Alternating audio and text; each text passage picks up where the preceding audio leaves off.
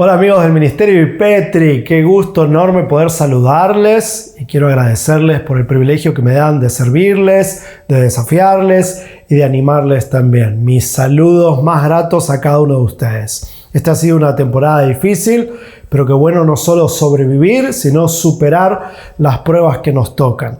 Yo les agradezco a cada uno de ustedes por haber permanecido fieles y por haber sido de testimonio de que vale la pena confiar en el Señor, aún en las peores circunstancias. Esto que hemos estado viviendo es histórico y obviamente ha sido difícil para cada uno de nosotros, para nuestras familias y también para nuestras congregaciones. Pero quien no ha estado ausente es el Señor. Él ha estado con nosotros, Él ha estado presente. Y qué bueno poder discernir por dónde está su mirada, sus pasos, su corazón, sus pensamientos y poder alinearnos con esas intenciones del corazón de Dios para ser cada vez más fieles mayordomos de la oportunidad que nos da de representarle aquí en la tierra. En Efesios capítulo 5 leemos que Jesús ama a su iglesia como un esposo perfecto. Yo no soy un esposo perfecto, pero yo amo a mi esposa de manera increíble. Si yo la amo a mi esposa como yo la amo, siendo imperfecto, ¿cuánto más Jesús ama a la iglesia siendo perfecto? Y qué increíble que debe ser ese amor. Obviamente es un amor lleno de misericordia, porque la iglesia, aunque es su amada, no es perfecta. Y nosotros tenemos que amarnos a pesar de. Y más que nada el Señor hace eso con cada uno de nosotros y lo hace también con su iglesia. Nosotros como iglesia de Cristo nunca llegaremos a la perfección, a menos en esta dimensión de la realidad, porque estamos en un mundo imperfecto. Pero qué bueno saber que tenemos la esperanza del día de mañana y que el Señor ya hoy nos mira con ojos de misericordia, con los ojos de un novio, de un esposo amoroso y enamorado que quiere lo mejor de su esposa, que quiere lo mejor para su iglesia. Cuando yo pienso en el despertar de la iglesia, me doy cuenta de varias realidades. Número uno, quien se despierta en la iglesia no es el novio, no es el Señor, sino la novia, es la iglesia. Y eso es importante considerarlo porque a veces damos a entender de que el avivamiento es cosa de Dios. Yo estoy en desacuerdo con esa afirmación, porque según la Biblia, Dios no quiere que nadie se pierda. Por tanto, si fuera por Dios, habría avivamiento en todos lados continuamente. Ahora habría avivamiento en Asia, en África, en Europa y en toda América. Así que si no lo hay, no es porque Jesús no quiere, sino porque la iglesia no se despierta. Así que les felicito por haber elegido este tema y este eslogan.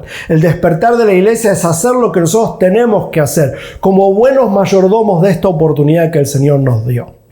Lo siguiente que pienso es en una analogía de la iglesia en referencia a un árbol. Hay algo muy interesante y es que el ser humano cuando pasea, cuando camina o se pierde por el desierto o por un campo, siempre tarde o temprano, si hay sol, busca el refresco de la sombra.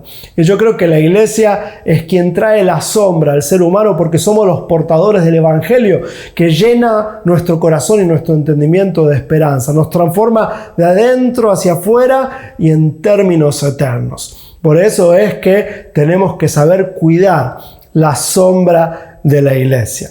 Y me gusta esta referencia del árbol porque el árbol tiene tres partes que son las más importantes. Primero están las raíces, luego están el tronco y las ramas y último está el follaje. Yo creo que la iglesia debe ser como un árbol fuerte, frondoso y atractivo, con raíces profundas. Y eso para mí es una referencia a arraigar nuestras creencias en la palabra de Dios. Yo estoy absolutamente convencido de que la iglesia, para ser relevante y eficaz y despertar y avanzar, necesita tener raíces profundas en la palabra de Dios. Tristemente, a veces damos a entender de que ser bíblicos es lo contrario de ser relevantes. Si somos honestos, en algunos rincones de la iglesia, lo que se piensa es que ser bíblico es sinónimo de ser anticuados. Y yo quiero decirte con plena seguridad de que eso está lejísimos de ser real. Ser bíblicos no es estar anclados en el siglo pasado, no es salvaguardar las tradiciones de nuestros predecesores, no es cantar aquellos himnos que cantábamos en nuestra infancia, no tiene que ver con vestirnos con retraso.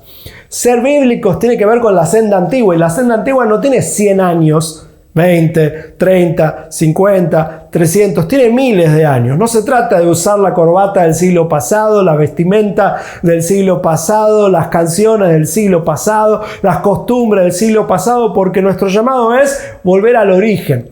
Encontrar qué es sagrado y qué es periférico, qué viene de la Biblia y qué simplemente son tradiciones que heredamos del siglo pasado. No me malentiendas, gloria a Dios por el siglo pasado porque nos trajo hasta aquí. Gloria a Dios por nuestros predecesores, mentores, pastores, los fundadores de nuestras iglesias, nuestros padres espirituales y sus costumbres y tradiciones porque nos trajeron hasta aquí. Pero nuestro llamado no es a salvaguardar sus tradiciones y costumbres y formatos, sino a ser bíblicos, a conservar lo que sí es sagrado, que son los principios y valores revelados en las Sagradas Escrituras. Repito, la senda antigua no tiene 100 años. La senda antigua no es volver a nuestra infancia y nuestra herencia del siglo pasado. Volver a la senda antigua es volver a los valores bíblicos. Y yo estoy absolutamente convencido que los valores bíblicos nos catapultan al futuro. Nos empujan a ser una iglesia contextualizada. Y contextualizada en el hoy y en el acá, en el ahora, en donde el Señor nos puso. No en otra geografía o en otra época, sino donde el Señor te puso, allí en el ahora y en el lugar donde el Señor te puso, ser relevante, que otras personas se interesen por lo que tenemos para comunicar. Y eso es el Evangelio de Jesús, que siempre es relevante. Es muy interesante porque el Evangelio siempre es relevante, pero la iglesia no siempre lo ha sido. Repito, el Evangelio siempre es relevante y de hecho si la iglesia fuera lo que Dios sueña, siempre lo sería también. Pero a veces nosotros por estar casados con nuestras tradiciones y por sacralizar nuestros gustos y no ser tan bíblicos como debiéramos ser, no nos arraigamos en la revelación de Dios y en los intereses de Dios, sino en nuestros intereses, nuestras apetencias, nuestros gustos, nuestras preferencias y nuestros recuerdos y memorias. El desafío no es volver a hace 30 años o 20 años o 50 años o 60 años. El desafío es volver al principio, al origen, a la palabra de Dios. Una iglesia fuerte, una iglesia despierta, una iglesia que avanza, siempre es una iglesia con raíces profundas en la palabra de Dios. Número 2, ahí está el tronco y las ramas. Y para mí eso nos habla de relaciones interpersonales significativas, de estar interconectados, de practicar esa frase tan importante en el Nuevo Testamento que está repetida en 59 ocasiones. ¿Sabes cuál es? Los unos a los otros. En la iglesia a veces descuidamos las relaciones. Suponemos que tienen que ver con lo que naturalmente se da para el ser humano, que es buscar amistades y bueno, lo social. Y no nos damos cuenta de que en el liderazgo cristiano es fundamental trabajar las relaciones interpersonales con intencionalidad. Muchas veces en la iglesia saltamos de la Biblia a los programas y perdemos de vista que las relaciones son los lazos e interconexiones que hacen la conexión justamente entre el follaje, que me estoy adelantando, son los programas y actividades que hacemos, lo que la gente ve y lo que atrae al que viene de afuera, con las raíces bíblicas. Lo que has aprendido, no lo has aprendido solamente en eventos, lo aprendiste de personas. De hecho, las personas que más te influenciaron tienen mucho más impacto en tus creencias que las clases, lecciones, sermones y canciones que escuchaste antes. Las personas, su ejemplo, su modelo y su cuidado de tu vida han tenido el mayor impacto en cada uno de nosotros. Por eso es que las relaciones interpersonales, el tronco y las ramas, en la iglesia eficaz siempre se trabajan. Se cuidan, se protegen. El tronco y las ramas son esas relaciones que todos necesitamos porque Dios nos cableó para ser entes sociales. Todos aprendemos de manera afectiva, aprendemos de nuestros afectos, de gente a la que le tenemos confianza. Cuando alguien viene y nos dice algo elocuente, pero en quien no confiamos, si no conocemos bien a la persona, no le terminamos de escuchar. En todo caso decimos, lo dijo muy bien. Pero para asimilarlo tenemos que confiar. Y confiamos más en quien conocemos. Y por eso los pastores y los líderes de hoy debemos ser muy intencionales en trabajar las relaciones interpersonales. No podemos solamente saltar de la Biblia a las actividades. Tenemos que trabajar las relaciones interpersonales porque nuestro liderazgo está determinado por la trascendencia y profundidad de nuestras relaciones interpersonales. ¿Cómo está tu congregación y tu ministerio en cuanto a eso? Tristemente, al viajar por toda Hispanoamérica, yo me he dado cuenta de que muchos ministerios tienen superficialidad relacional. Nadie se conoce demasiado, nadie da cuentas de su vida, nadie le pregunta a otro en serio cómo está, ni cuenta cuáles son sus vivencias o debilidades para recibir ayuda. Vamos al templo, participamos de la reunión, nos congregamos, pero no le damos todo el peso que tiene a esa palabra. Congregarse es estar interconectados, es contar y disfrutar con relaciones fuertes, porque la iglesia está hecha de personas y las personas nos relacionamos. No es que solamente consumimos un programa semanal, sino que queremos contar los unos con los otros. Y en la medida que trabajamos mayor profundidad relacional, más fuerte es también la iglesia. Y último, en esta metáfora, en esta analogía del árbol, pensando en la iglesia, tenemos al follaje. El follaje son las actividades, lo que se ve a simple vista. Quizás de lejos a un árbol no se le nota mucho acerca del tronco, las ramas, y menos se discierne cómo están sus raíces. Pero vemos las flores, las hojas, vemos el follaje, vemos el fruto, vemos qué hace, qué produce. Bueno, nosotros también tenemos que trabajar en el follaje, tenemos que dar fruto, porque por los frutos nos conocen, reconocen si Cristo está en nosotros, ven el amor, y tenemos que hacer esto también con intencionalidad y astucia.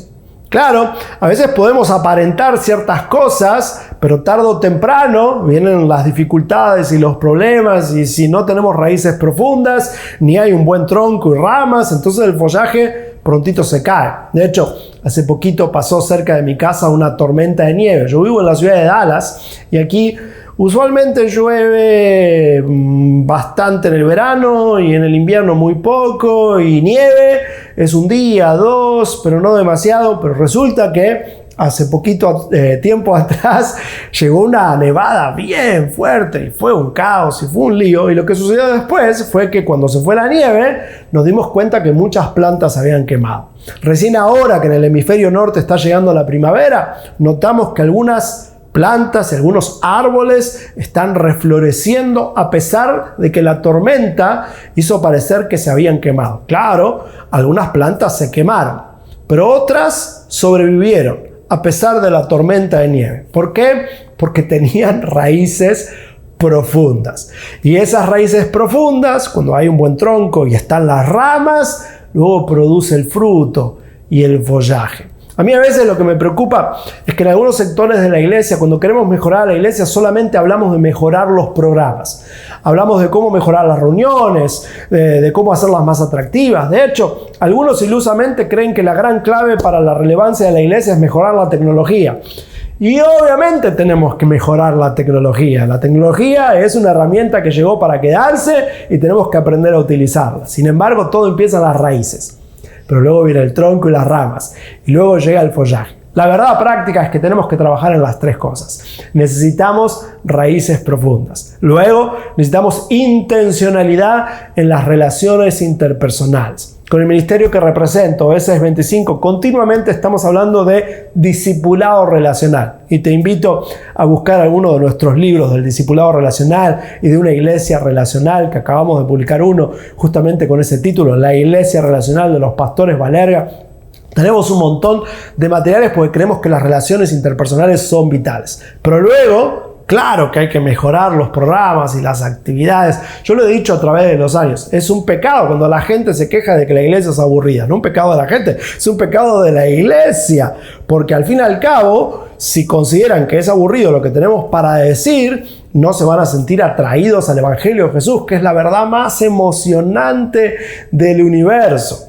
Así que tenemos que mejorar nuestros programas, tenemos que pensar en nuestros hijos, en nuestros nietos, en las siguientes generaciones. De hecho, debemos hacer un análisis contextual. Y esto viene de la Biblia, no es una idea moderna. Es lo que hizo Pablo en Hechos capítulo 17. Presta atención a esa escena. Pablo predica allí desde el altar del Dios no conocido. Un altar pagano. Pero él lo utilizó porque el contexto entendía de qué se trataba ese lugar y él lo usó como oportunidad para presentar el evangelio. Nosotros tenemos que hacer lo mismo, redimir nuestro contexto. No importa cuál es el origen de algunas cosas, si las podemos utilizar para honrar a Dios, para predicar el evangelio de Jesús. Quiero terminar estas palabras con un texto que creo que es vital e importante. Este es el apóstol Pablo hablando a cada uno de nosotros y hablándole a la iglesia. Le escribe a los Corintios. Esto está en la primera carta a los Corintios, capítulo 14, versículo 20. Y dice así Pablo, yo me lo imagino como un pastor amoroso hablando con su equipo de líderes, y así te lo leo. Amados hermanos, no sean niños en cuanto a la comprensión de estas cosas. Sean niños en lo que a malicia se refiere. En cuanto a malicia, sean como niños, con un corazón puro. Pero sean maduros en asuntos como este. Te cuento el contexto de este texto. Él está hablando de la iglesia, de los objetivos de la iglesia, de la naturaleza de la iglesia. La verdad es que somos como chiquillos, como chiquilines. Cuando sacralizamos nuestras metodologías, nuestros gustos, los formatos y nuestra herencia del siglo pasado. Y a veces hasta nos terminamos peleando por tonterías. Lo que necesitamos es estar arraigados en la palabra de Dios, más que nuestras tradiciones. Eso no significa que las tradiciones son malas. Yo creo que hay que agradecerlas, hay que honrarlas, pero con astucia debemos actualizarlas para que la iglesia sea relevante hoy y ahora. ¿Por qué? Porque los adultos ya estamos hechos. En cambio, las nuevas generaciones, por ejemplo, están formando su identidad, están definiendo su vocación, van a elegir a su pareja. La verdad es que ellos son la tierra fértil para producir cambios. Así que de hecho te animo y te desafío a invertir en los ministerios de nuevas generaciones de tu congregación. Y si no leíste todavía mi libro Liderazgo Generacional, léelo con urgencia. Consíguelo cuanto antes, que ya está en tu teléfono. Está en Google Play, está en Kindle, está en iBooks y todas las librerías cristianas además te lo consiguen si lo preferís en papel. Pero el punto es este. Necesitamos arraigarnos en la palabra de Dios, necesitamos ser intencionales en proteger el tronco y las ramas de las relaciones interpersonales y a la vez debemos dar fruto, ser creativos, traer el gusto, el sabor del evangelio a que la gente lo vea hasta desde lejos para que quieran venir a buscar la sombra de la iglesia. Que el Señor te bendiga ricamente.